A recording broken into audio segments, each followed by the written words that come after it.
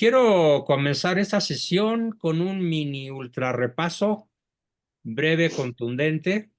Estamos con el tema de el Padre Nuestro, como la oración por antonomasia, la oración como por excelencia, aquella que bien rezada, bien orada, invariablemente nos va a hacer mejores personas.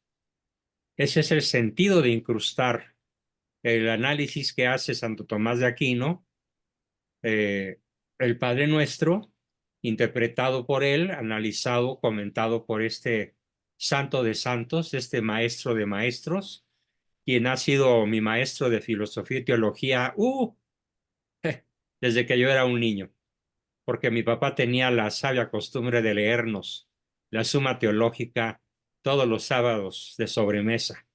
Así que ya se podrán imaginar cómo nos enamoramos desde la niñez de este santo genial.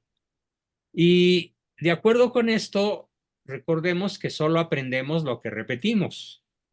Entonces, la vez pasada planteé cuáles deben ser las 5 características de la oración. ¿Alguien se las aprendió? ¿Alguien las recuerda? Al menos algunas. Es el momento de decirlas. No se Devota, vale ver apuntes, lo que recuerde. confiada, Oración Bien, una. A ver si entre todos. devota, 2. Devota, humi- ¿Cómo? humilde, 3. devota. Tiene que ser devota. Ya dijeron devota. Oh, Más recta. faltan 2. Una empieza Tiene con que R ser de y la otra intención con O. recta. Ordenada. De 4. Muy intención bien. recta. Y recta. Listo. Muy bien.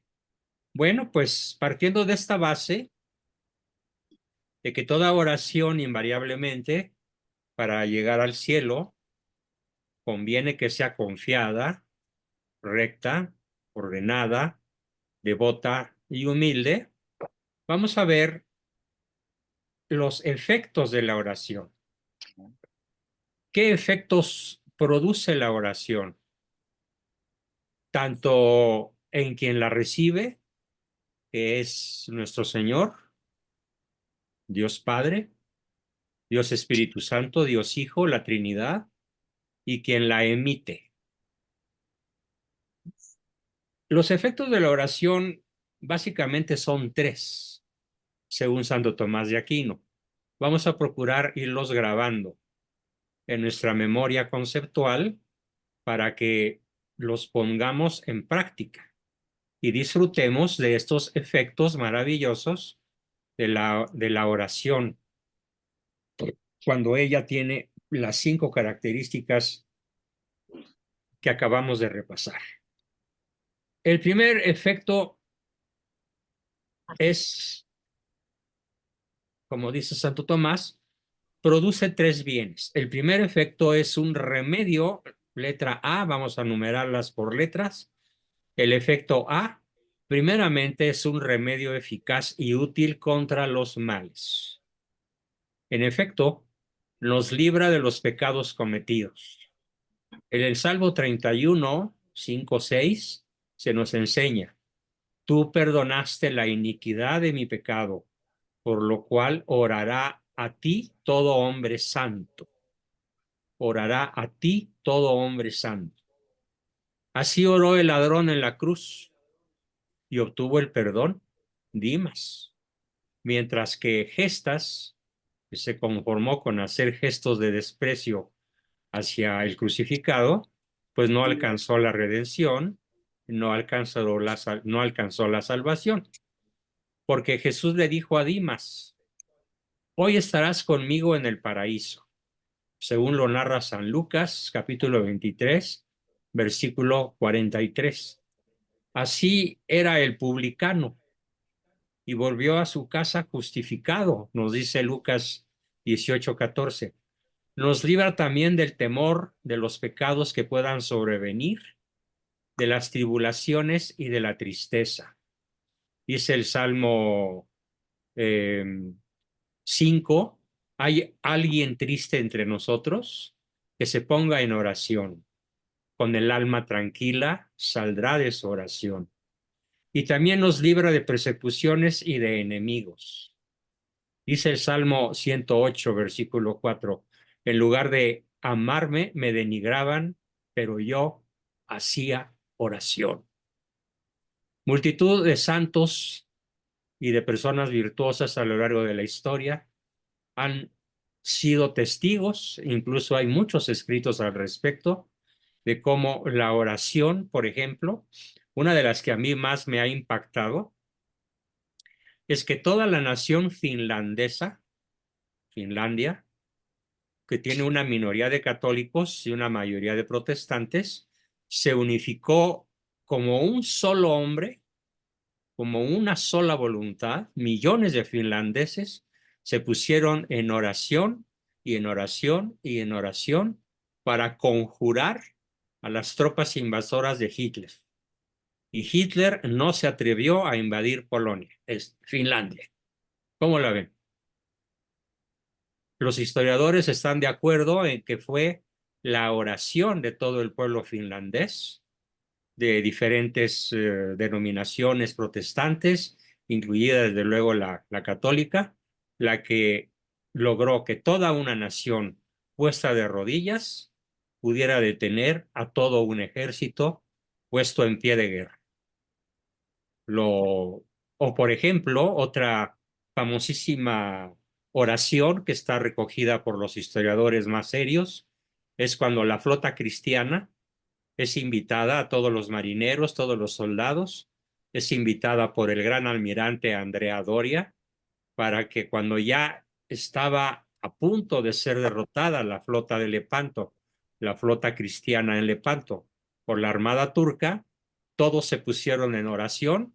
Claro, no hicieron señales a gritos porque eran inaudibles entre el estrépito del mar, pero sí tenían en sus banderolas, que van de un mástil a otro, las señales necesarias para que toda la tripulación y toda la tropa, los marineros, tanto civiles como militares, se pusieran en oración. Y lo que sucedió fue que el viento cambió de dirección y empezó a empujar la flota cristiana sin esfuerzo de sus remeros hacia el centro de la flota turca, que estaba henida en dos, y el desastre para la flota turca fue terrible, a tal grado que cambió la historia de Europa y del mundo con la victoria cristiana de Lepanto, atribuida al milagro de la oración. Con estos dos ejemplos podríamos contar otros, pero creo que es suficiente porque son eventos magnos, ¿sí? Que nos permiten ver que en efecto nos permite combatir y librarnos de grandes males, de grandes persecuciones, de grandes enemigos. Bien. Nos quedan otros dos. Dice Santo Tomás que en segundo lugar es muy eficaz y útil para la obtención de todos nuestros deseos cuando estos están alineados a lo que es nuestra conveniencia espiritual o de cara a nuestra salvación eterna. Dios no nos va a conceder aquello que no esté favoreciendo nuestra salvación.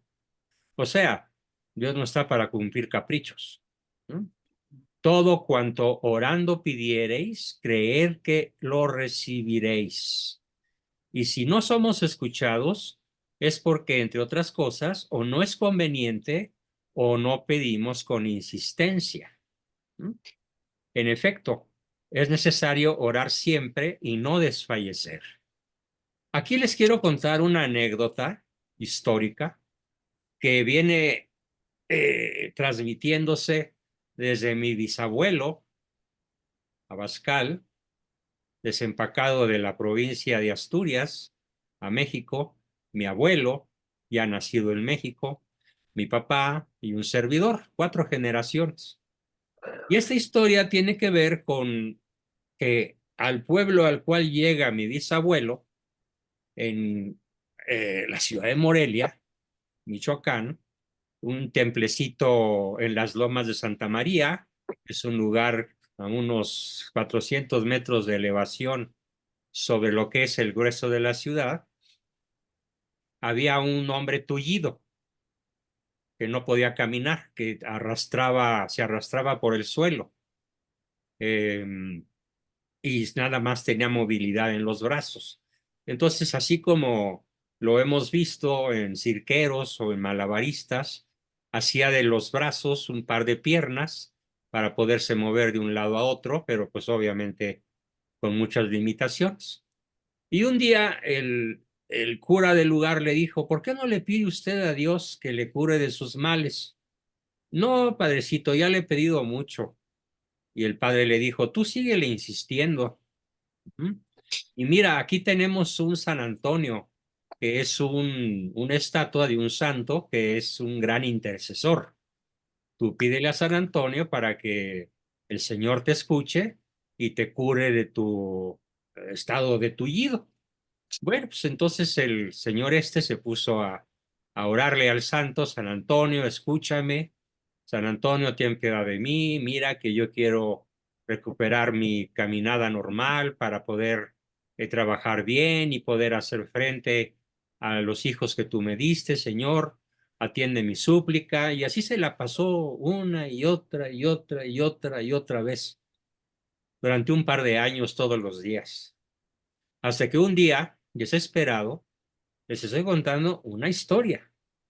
No es un mito, es una historia. Y hay muchos testigos de que así aconteció. Eh, este hombre, ya muy enojado, muy desesperado con la sordera del santo San Antonio, tomó una piedra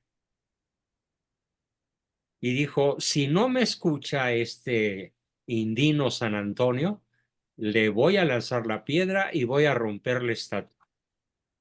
Cuenta la historia que empezó a hacer su oración, no fue escuchado, sacó la piedra de entre el morral y se la arrojó con todas sus fuerzas a San Antonio.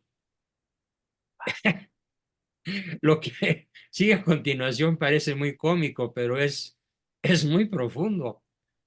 Dice la historia que el santo cachó la piedra e hizo el ademán de regresársela, y el tullido salió corriendo. Estaba curado.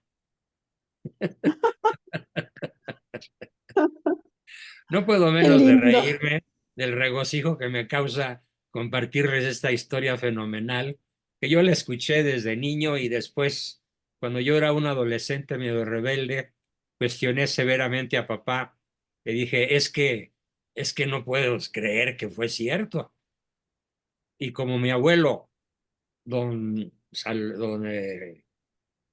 Adalberto, todavía vivía, aunque ya estaba un poco trastornado de sus facultades mentales, me llevó a su cuarto en casa. Él vivía con nosotros, y en un momento de lucidez le dijo: a ver, papá, cuéntale aquí a este chamaco descreído la historia del tullido de Morelia. Y la contó con pelos y señales, tal como se las estoy contando a ustedes, que a su vez se le había contado su papá, que había sido un vecino que escuchó la historia de viva voz, y que por lo tanto en un pueblo chico, infierno grande como Morelia, pues no podía menos que ser verdad. Bueno, pues esto se los cuento en función de que todo cuanto orando pidiereis, creed que lo recibiréis. Hay que ser suficientemente insistente, o como dicen los rancheros de mi pueblo, insistoso, ¿no? Y si no escuchamos, si no somos escuchados, es que o no nos conviene o no pedimos con insistencia. En efecto, es pues necesario orar siempre y no desfallecer. O no pedimos tal vez lo que más conviene para nuestra salvación. Por eso hay que alinear la voluntad salvífica de Dios con nuestra propia voluntad. Comenta aquí Santo Tomás citando a San Agustín. Bueno es el Señor, que a menudo no nos concede lo que queremos para darnos lo que más nos favorece. ¿Sí? Repito la formidable frase de San Agustín. Bueno es el Señor, que a menudo no nos concede lo que queremos para darnos lo que más nos favorece. Ejemplo de ello lo hablamos en Pablo, que 3 veces pidió ser librado de un punzante tormento y no fue escuchado, pero alcanzó la palma del martirio. Y en tercer lugar, letra C, dice Santo Tomás que la oración es muy útil porque nos convierte en familiares de Dios, en hijos de Dios. Que mi oración esté ante ti como incienso que sube del incensario hasta tu trono del Altísimo. En efecto, Salmo 140 nos convierte en familiares de Dios porque nuestra oración está ante Dios como incienso que sube hasta su gloria. Bien, eso es el triple efecto de la oración. Créanme, como un testimonio personal, ha habido épocas de mi vida, por ejemplo, en esta, en donde he tenido una salud tan precaria, tan localizada en solo uno de mis aparatos, pero tan molesta y a veces incapacitante.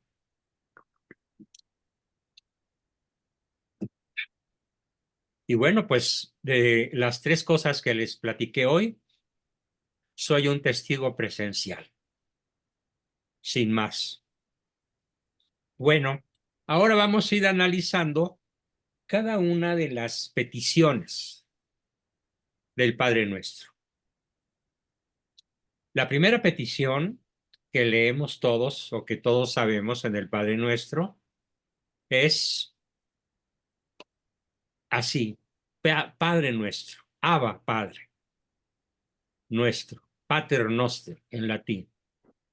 Advirtamos, dice Santo Tomás, 2 cosas. Primera, ¿de qué manera Dios es Padre y qué le debemos por ser Padre? Se le llama Padre a causa de manera especial porque nos creó, pues nos creó a su imagen y semejanza. Imagen y semejanza que no imprimió en las demás criaturas inferiores. Solo nosotros, los humanos, somos a imagen y semejanza suya. Reafirma el libro del Deuteronomio 32:6, el mismo que es tu Padre, él mismo es tu Padre, él que te hizo y te creó. También por razón de su gobierno, no solo porque nos creó le decimos Padre nuestro, sino también por razón de su gobierno. Aunque gobierna todas las cosas, a nosotros nos gobierna como a señores y las demás cosas como a esclavas. Fíjese qué bellísima expresión tiene Santo Tomás aquí. El Señor, Dios Padre, nuestro papá, nuestro papacito, nos gobierna a nosotros como señores y a las demás cosas como a sus esclavas. Reitera: tu providencia, oh Padre, gobierna todas las cosas. Y en el libro de la sabiduría añade: y a nosotros nos gobierna con extremada consideración. ¿Cuál es la principal consideración que Dios tiene con nosotros? El absoluto respeto por nuestro libre albedrío. De tal manera que Él nunca forzará el libre albedrío de nadie para que obre bien si no quiere. De tal forma que nosotros aquí podemos entender perfectamente aquella sentencia de Santo Tomás: el que te creó sin ti, no te salvará sin ti. Por eso decimos que nos gobierna con extremada consideración, como a hijos suyos. Y también por razón de su adopción, porque a las otras criaturas del universo les dio algo como pequeños regalos, como el mero hecho de ser. Pero a nosotros nos dio la heredad de su gloria. Y por esto, porque somos sus hijos, pero por ser hijos también somos herederos de su gloria. Dice el apóstol Pablo en Romanos 8, versículo 15, no recibisteis espíritu de servidumbre en el temor, sino espíritu de adopción, por el cual te clamamos Abba, Padre. Somos pues hijos y herederos de su gloria y por eso le decimos Padre nuestro, aparte de habernos creado. Además, continúa el santo, le debemos 4 cosas. En primer lugar, el honor. Dice San Mateo 1:6, si yo soy padre, ¿dónde está el honor que me es debido? El cual consiste en 3 cosas. Debemos rendirle alabanzas como a Dios. El sacrificio de alabanza me honrará, dice Dios en el Salmo 49. Alabanzas que deben estar no solo en la boca, sino sobre todo en el corazón. Isaías dice, este pueblo me honra con los labios, refiriéndose a sus contemporáneos judíos, pero su corazón está lejos de mí. En la pureza del cuerpo, por cuanto ve a él mismo. Corintios, glorificad a Dios y llevadlo en vuestro cuerpo.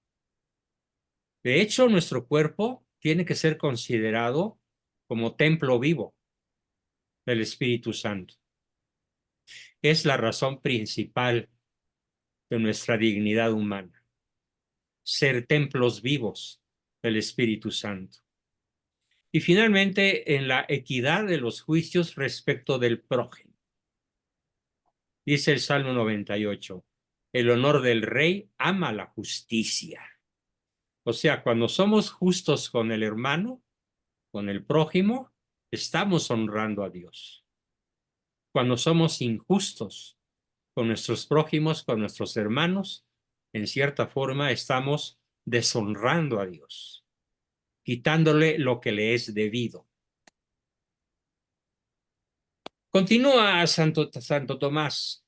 En segundo lugar, debemos imitarlo, porque es nuestro Padre.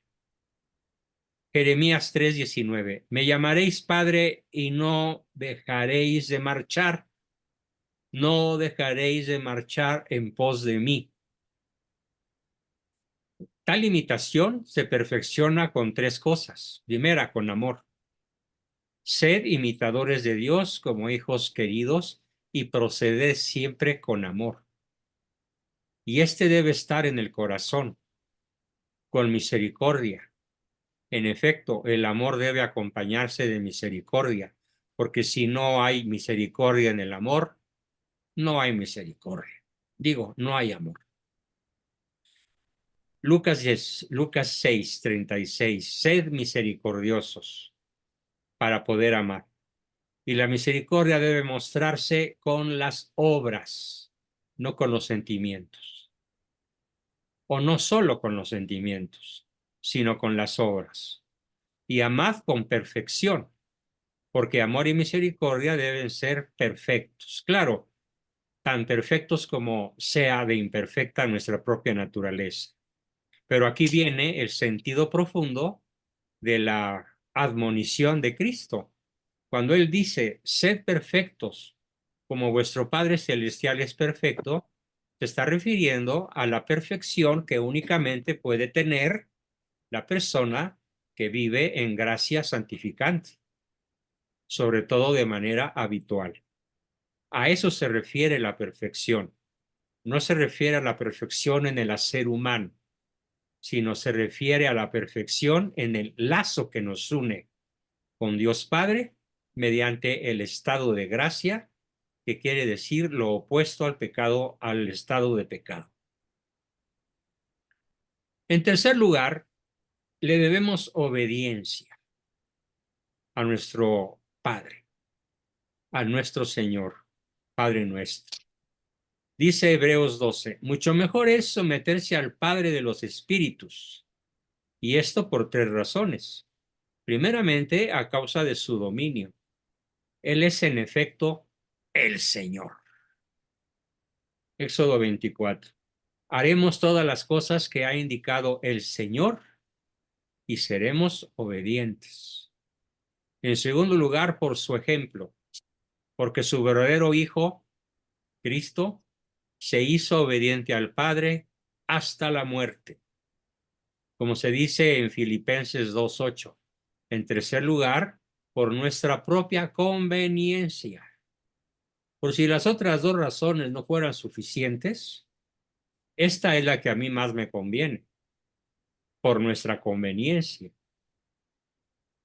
Dice en Samuel, donaré ante el Señor que me eligió. En efecto, Dios me eligió. Dios nos eligió para estar con nosotros, para redimirnos en la cruz con su muerte y su gloriosa resurrección. En cuarto lugar, continúa Santo Tomás, le debemos paciencia en los castigos.